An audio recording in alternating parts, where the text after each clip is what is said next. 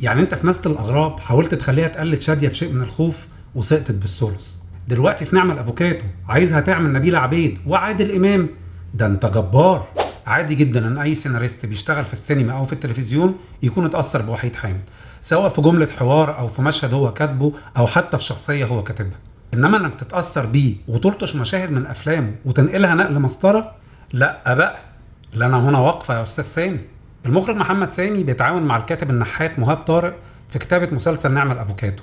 وليه بقول عليه الكاتب النحات؟ لان كل اعمال الاستاذ مهاب طارق لحد دلوقتي تتشابه لحد التطابق مع الاعمال الاجنبيه اللي هي متاخده منها. ساعات هو بيكتب انها ماخوذه عن اعمال اجنبيه وساعات بينسى.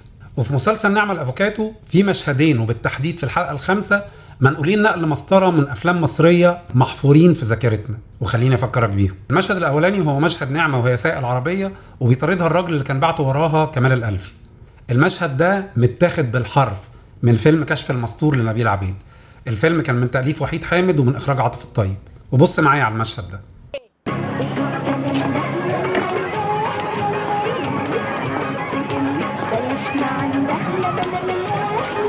ايه يا فندم انت وهو؟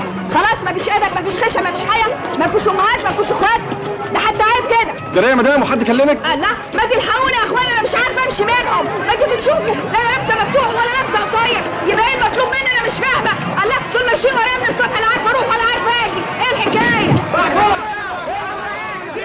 شفت اداء نجمة مصر الاولى؟ المشهد الثاني وهو مشهد كمال الالفي وهو رايح لابو نعمة في المستشفى، ولما صحيت لقيتهم بيلعبوا مع بعض طاوله. ده نفس مشهد حسين فهمي مع ابو عادل امام في فيلم اللعب مع الكبار. وطبعا مش محتاج اقول ان اللعب مع الكبار كان من تأليف وحيد حامد واخراج شريف عرفة. اتفرج معايا على المشهد. معقولة تبقى ظابط وتتغلب في الطاولة؟ ايه ده حاج مهناسي ده؟ انا قلت انت جايب واحدة ست تسليك وتلعب معاك طاولة، حتى دخلت السحب خايف لاحرجك، خليك بتلعب مع الباشا.